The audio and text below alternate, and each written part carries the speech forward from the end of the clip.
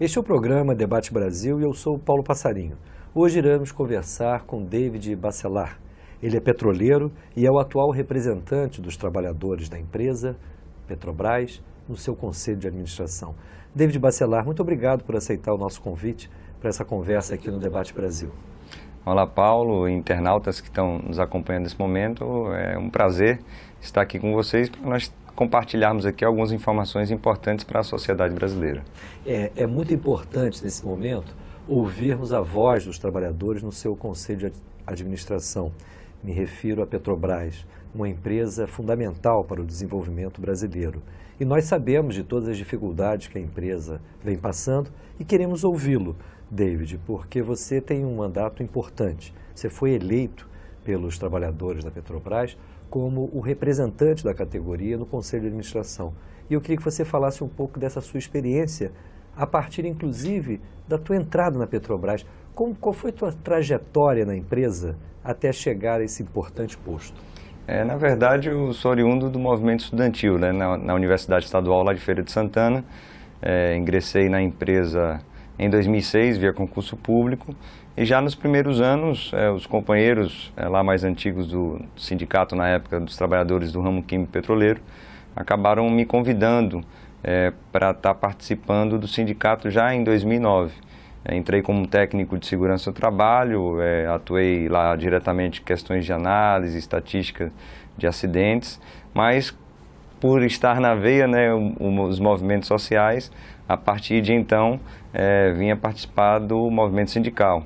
Então, desde aquela época, inicialmente com muitas perseguições gerenciais, devido ao fato de estar na empresa um novo empregado e com informações na área de saúde, meio ambiente e segurança do trabalho, eles entendiam que era necessário tolir, né, os espaços, mas superamos bem aquele momento em 2009, conseguimos em 2011 participar do momento do desmembramento desses dois grandes sindicatos, que eram o Sindiquímica e os Sindicatos Petroleiros e Petroleiros da Bahia, em 2011.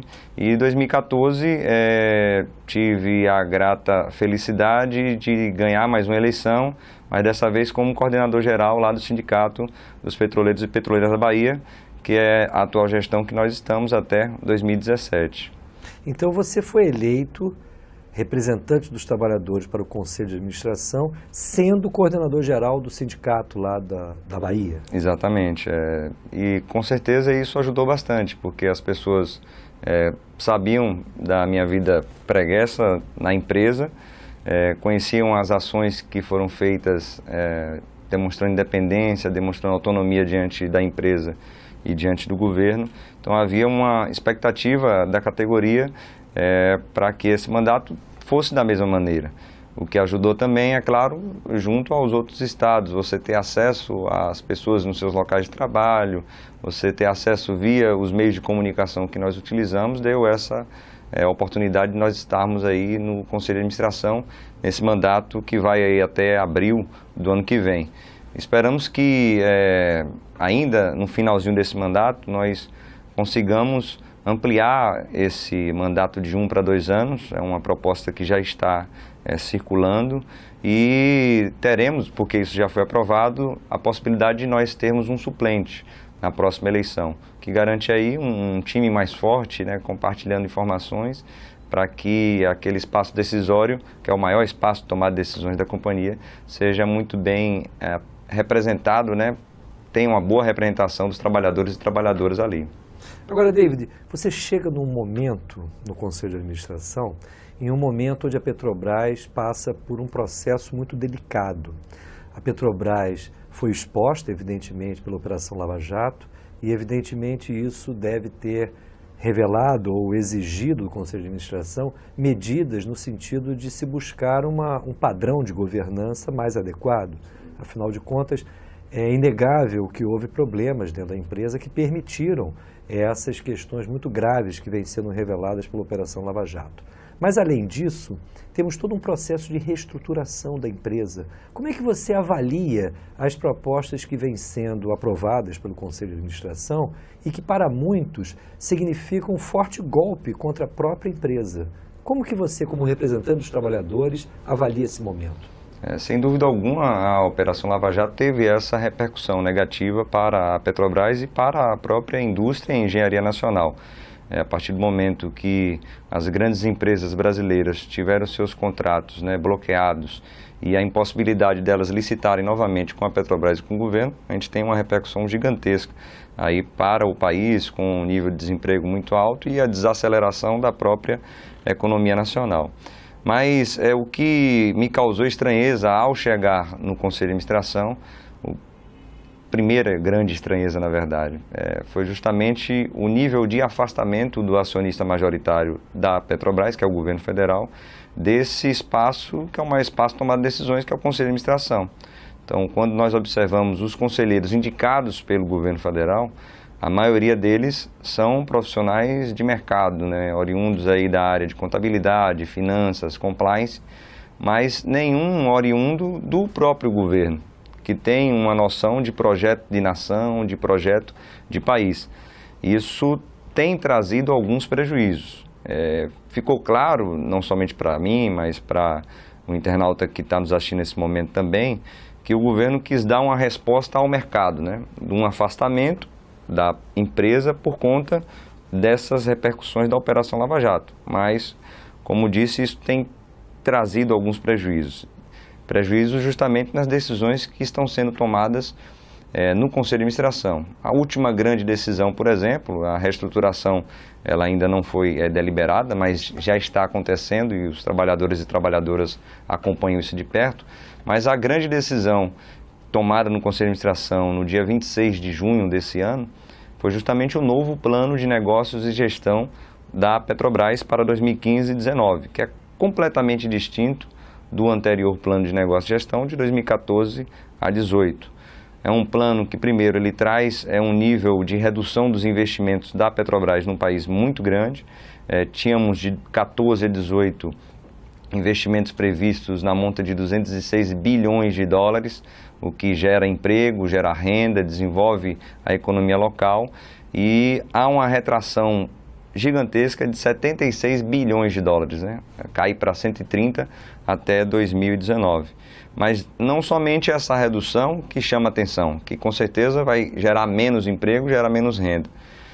No plano de negócio e gestão que está divulgado, e por isso podemos falar bem tranquilamente sobre isso, ele traz um foco demasiado na exploração e produção, e principalmente no pré-sal brasileiro, onde 86% desses 130 bilhões serão direcionados para essa área, trazendo repercussões negativas para as outras áreas de negócio da empresa, como abastecimento, como gás e energia, que são negócios importantes da companhia, que, por sinal, devido justamente ao fato dela ser uma empresa integrada, nesses 2 primeiros trimestres, no primeiro semestre desse ano, foi o que fez a empresa ter lucro, devido à queda do barril do petróleo e do aumento do dólar.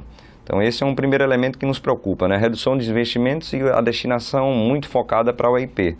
Segundo ponto no plano de negócio e gestão que nos preocupa e bastante é o chamado plano de desinvestimentos, né? Nós temos chamado isso, na verdade, um plano de venda de ativos e, muito mais claramente, um plano de privatização da Petrobras. Previsto aí de 2015, estamos já em setembro, até 2018, a venda de 57,7 bilhões de dólares em ativos. Isso corresponde hoje a praticamente 1/3 dos ativos da Petrobras. Então, o que está em jogo agora é a venda de 1/3 da Petrobras até 2018. Desde ativos do EIP, do abastecimento, gás e energia, e alguns nós já estamos acompanhando agora, como por exemplo a BR Distribuidora, em que a empresa coloca a venda ações da BR, na verdade uma abertura de capital no novo mercado. Onde a ideia seria uma alienação da ordem de 25%, procede essa intenção? O aprovado e divulgado via fato relevante da companhia é justamente isso, 25% das ações da empresa estarão sendo colocadas ao mercado novo mercado. Isso nos preocupa muito, porque você abrir o capital da BR Distribuidora, é um exemplo de venda de ativos de privatização, tem repercussões negativas. repercussões negativas para os trabalhadores e trabalhadoras da BR e também para o país. Porque é óbvio que uma empresa, um grande investidor que vai entrar nesse negócio não vai ser um pequeno investidor. Possivelmente alguma empresa internacional que tem interesse nessa grande fatia do mercado, que representa hoje 40% do mercado de distribuição e venda de combustíveis no país, com a rede de mais de 7 mil postos. Isso nos preocupa e por conta disso votamos contra, porque entendemos que para a BR Distribuidora e também para a Petrobras não há uma necessidade de, no caso da BR, se abrir o seu capital. Não é necessário isso. Nós temos potenciais grandes dentro da BR que podem ser bastante otimizados, somente, por exemplo, com uma melhor utilização do cartão Fidelidade, que é o cartão BR que muitas pessoas têm, com alguém que entenda desse negócio. Não é negócio da energia, de petróleo. Então algum parceiro, através de uma joint venture, poderia estar otimizando isso. Não apenas o cartão BR, também as lojas de conveniência, como outras distribuidoras utilizam muito bem. Também poderia ter alguém com know-how para estar otimizando esse negócio. Mas para isso não precisa abrir o capital da empresa, colocando ela nas regras do mercado de capitais, principalmente, que traz uma série de repercussões. Então esse plano de venda de ativos que está caminhando nos preocupa muito. Temos tentado, na verdade, conversar com a empresa, mas é uma decisão de conselho. Para ela ser revista, necessariamente precisa que o acionista majoritário convença os seus conselheiros de revisar esse plano de negócios da empresa e consequentemente, seu plano de venda de ativos. Mas, infelizmente, não temos conseguido nem canais de diálogo e negociação com a empresa e, infelizmente, muito menos com o governo federal. Mas o plano ele também não para por aí, né? Tem essa redução dos investimentos, um plano de venda de ativos assustador, de 57,7 bi, mas também um plano de redução de custos, que já está sendo aplicado hoje, já divulgado pela empresa também, de 19 bilhões de dólares a serem reduzidos até 2019. E reduzindo em cima de quê? De pessoas. Demissões em massa já ocorrendo em todo o país, contratos principalmente terceirizados. E para quem não acreditava no que nós estávamos falando há algum tempo, também com a tentativa de retirada de direitos da categoria. E a empresa apresenta ontem uma proposta que retira direitos históricos da categoria. Nós já percebíamos isso por conta justamente desse plano de redução de custos e do plano de negócio de gestão que foi aprovado no dia 26 de junho. Então esse é um exemplo de uma decisão tomada pelo Conselho que demonstra claramente que a nova gestão da empresa, o afastamento do governo federal do Conselho de Administração, infelizmente traz prejuízos, como nós dissemos aqui, para os trabalhadores e também para a sociedade brasileira. Infelizmente, o atual presidente, o Aldemir Bendini, que veio do Banco do Brasil, e principalmente o Ivan Monteiro, que é o diretor financeiro da Petrobras, oriundo também do Banco do Brasil, não conseguem vislumbrar essa empresa como uma indústria de petróleo. Analisam a um curto prazo, para 4 anos para a indústria de petróleo, é curto prazo sim, focam apenas no plano de negócio e gestão, sem lembrar que existe um planejamento estratégico da companhia para 2020, que precisa ter para 2030, para 2040, porque ela com certeza vai passar por esse momento conjuntural que nós estamos vivenciando agora, com a queda do barril do petróleo, com o aumento do dólar e com os problemas na nossa economia. Os atuais representantes do acionista majoritário, a União, no Conselho de Administração da Petrobras, foram nomeados há pouco tempo, como consequência, inclusive, dessas mudanças aí acarretadas pelos desdobramentos da Operação Lava Jato. As informações de jornal é que o Murilo Ferreira, o presidente do Conselho de Administração, que é presidente da Vale do Rio Doce, então tem uma visão empresarial talvez distinta do Aldemir Bendini, que é do Banco do Brasil, oriundo do Banco do Brasil, parece que ele teve uma posição contrária a essa venda de ativos neste momento, ou pelo menos da forma como está se pensando. Por que isso? Afinal de contas, ele talvez seja o nome mais importante do governo no Conselho de Administração. Por que razão ele não pôde convencer os seus pares?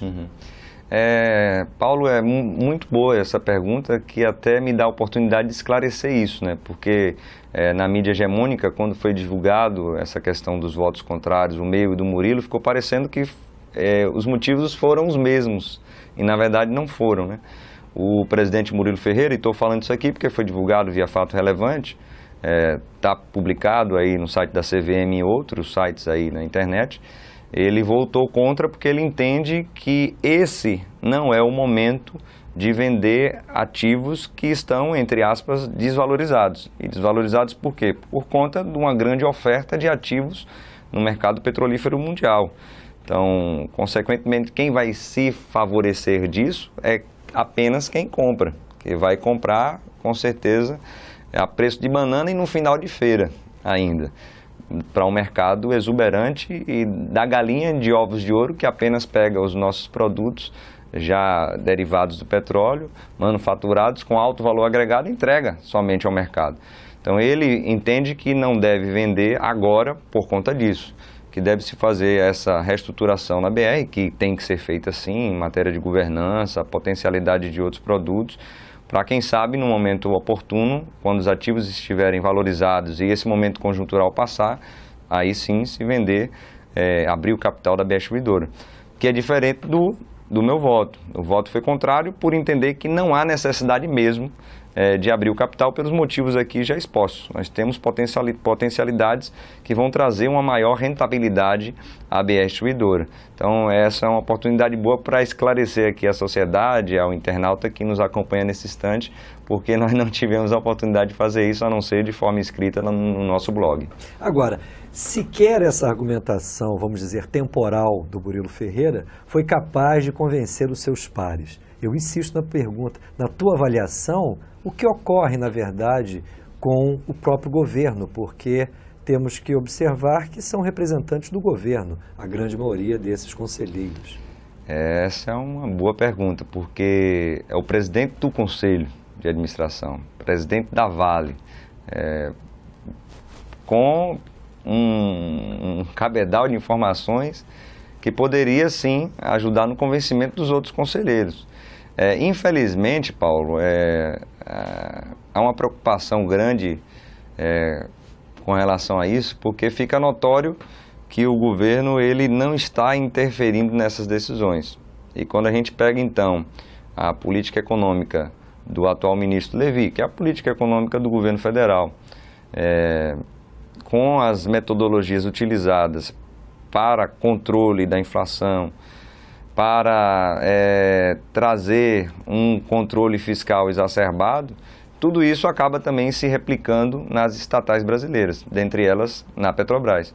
Então, respondendo muito claramente, deixa transparecer que há uma concordância, sim, do governo federal para que esse plano de negócio e gestão ele continue sendo executado e, consequentemente, o plano de venda de ativos e de privatização de setores da Petrobras também ocorra.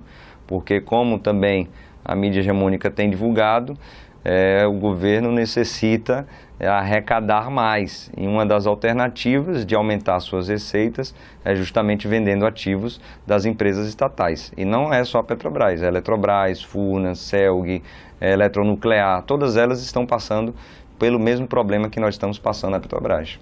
David, nós vamos interromper por um segundo aqui o nosso papo, porque temos um intervalo. Mas dentro de segundos estaremos de volta e eu espero que os nossos telespectadores acompanhem aqui a continuidade dessa conversa hoje aqui no Debate Brasil com David Bacelar, representante dos trabalhadores da Petrobras no seu Conselho de Administração. Dentro de instantes estaremos de volta.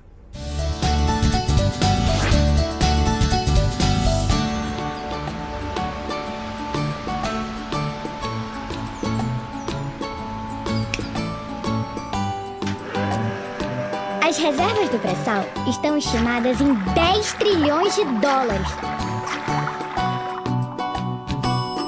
Quantia suficiente para erradicar todas as mazelas do nosso país.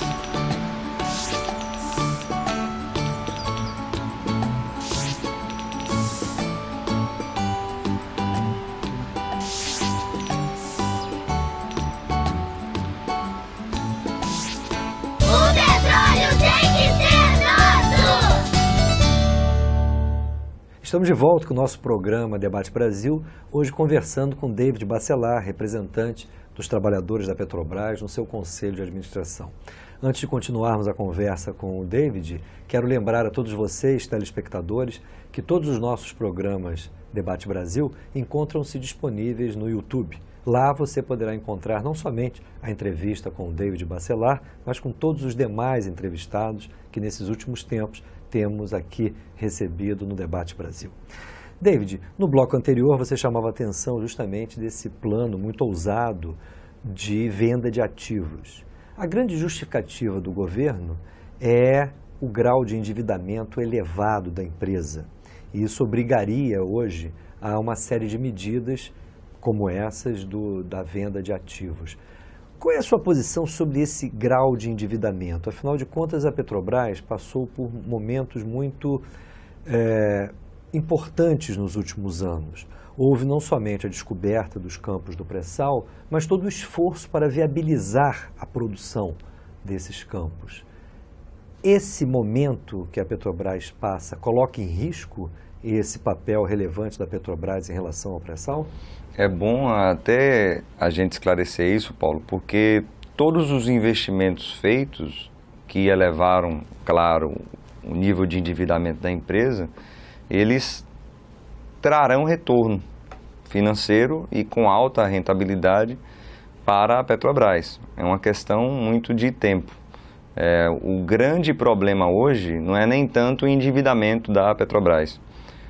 O problema hoje é de uma questão da geopolítica do petróleo mundial, em que nós temos aí os países que controlam a produção e as grandes reservas de petróleo no mundo, infelizmente despencando o preço do petróleo para baixo, com a intenção de atingir principalmente a produção do shale gas ali no Canadá e nos Estados Unidos.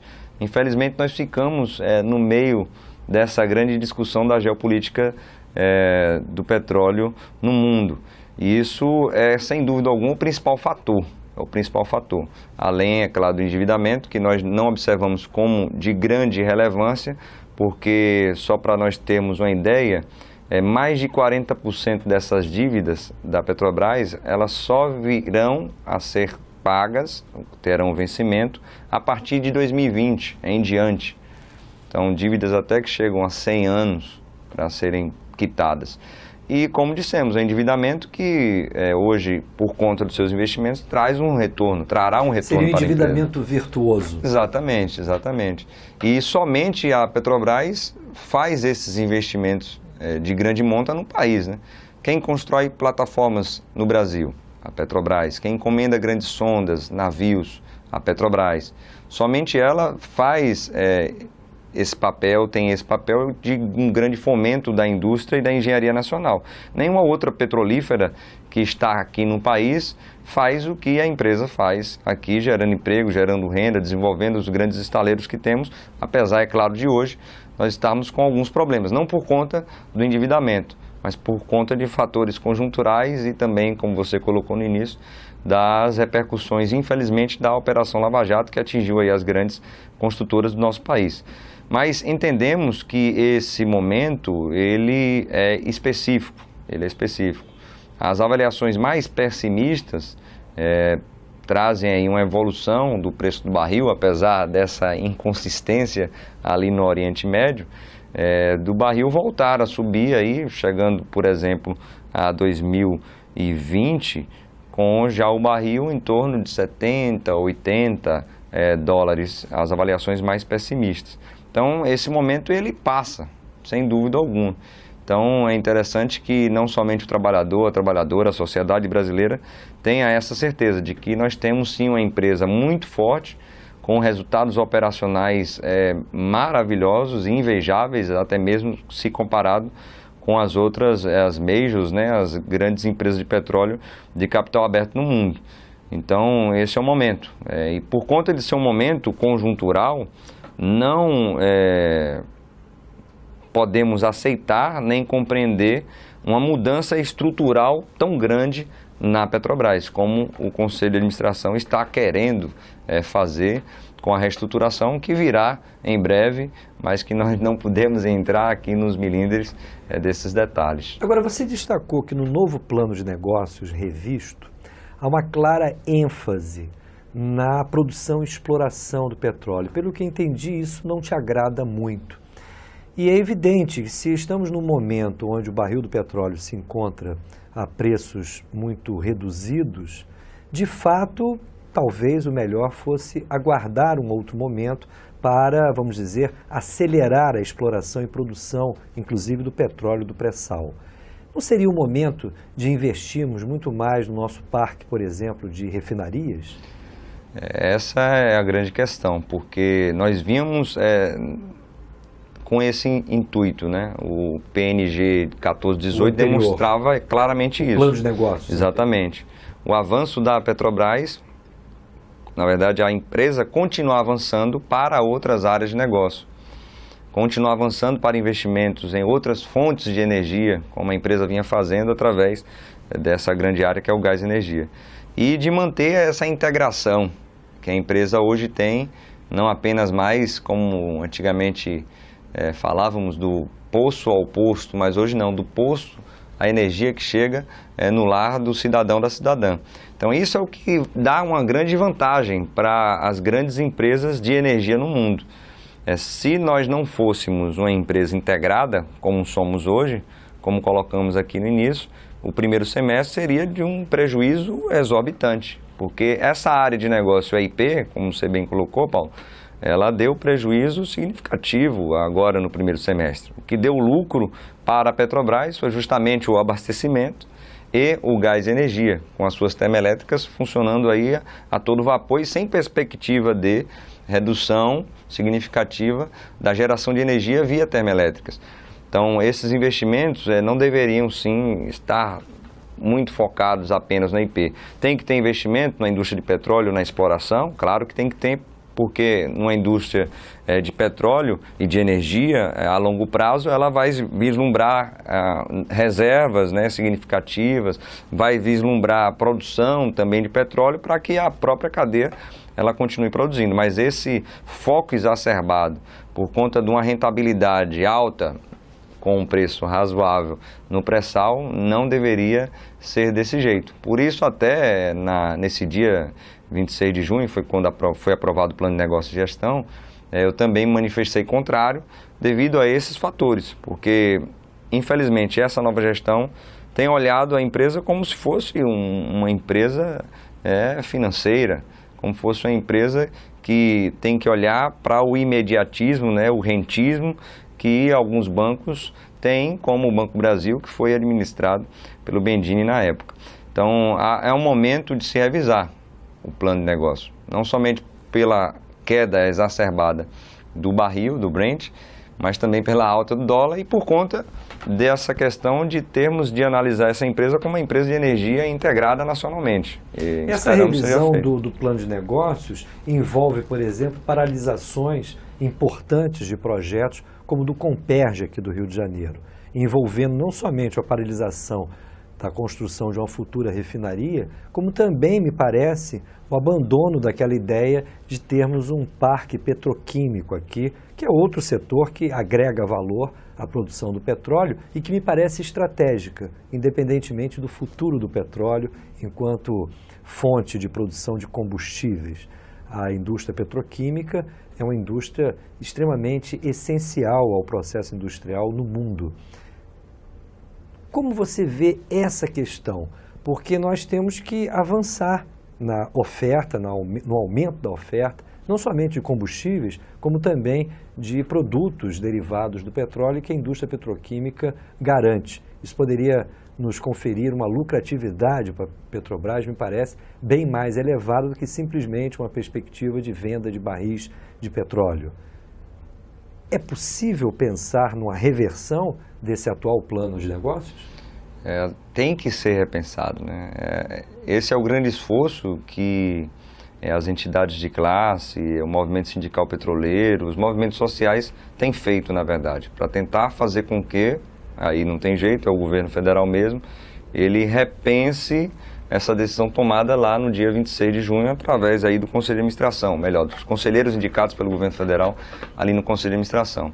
Porque, como você bem colocou, o Plano de Negócio de Gestão, agora aprovado, ele não contempla, por exemplo, a finalização da obra do Comperj, que nos preocupa muito, apenas para concluir ali uma UPGN que existe dentro do Comperj por conta da necessidade... O que é a UPGN? É a Unidade de Processamento de Gás Natural.